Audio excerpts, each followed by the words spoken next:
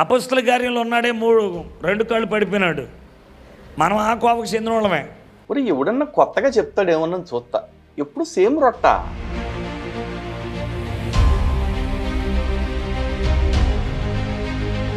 అందరికి నీ బాధ చెప్పుకోవడం యేసుప్రభువు కూడా చెప్పుకోవచ్చు కదంటే అది చెప్పాలా. ఈ మొగుడు చీర కొనివ్వలేదని పక్కింటోని మొగుడు అనుకుంటే ఎంత దరిద్రంగా ఉంటుందో. చిత్రమైన విషయం ఏంటంటే ప్రభు ఆ రోజు నాన్నగారిని దర్శించారు. మీ నాన్న ఏమన్నా పోపు జాన్పాల ప్రభు వచ్చి దర్శించడానికి.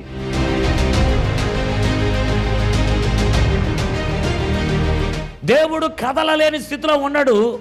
ఆయన చలనత్వము కలిగి ఉన్నవాడై ఉన్నాడు. స్తోత్రం కలుగునుగాక. ఆయన సజీవుడు. అంటే దేవుడంటే సజీవుడై ఉంటాడు.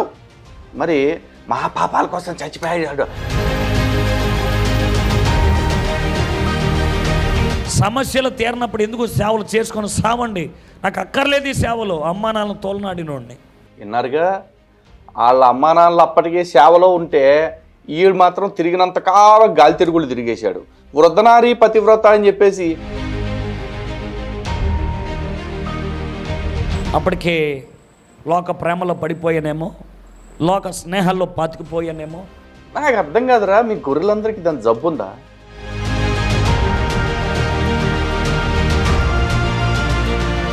కరెంటు వైర్లు కనబడితే 2 బోట్లు పెట్టుకొని 2 నోట్లు పెట్టుకొని స్విచ్ చేసుకున్న మూర్ఖుణ్ణి.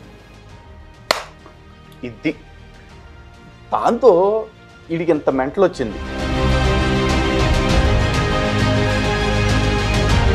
దేవుని ఆలోచన నాలో లేదు. దేవుని మార్గంలో నడవాలన్న దైవికమైన భయాలు పోయాయి. దేవుని సన్నిధిలో కూర్చోవలసిన ఎక్కడ పడితే అక్కడ కూర్చొని పాడైపోయి. ఇందుకు కారణం ఏంటో తెలుసా? నువ్వు ఎవరినైతే దేవుడు అనుకుంటున్నావో అతను దేవుడు కాదు కాబట్టి. నిజం.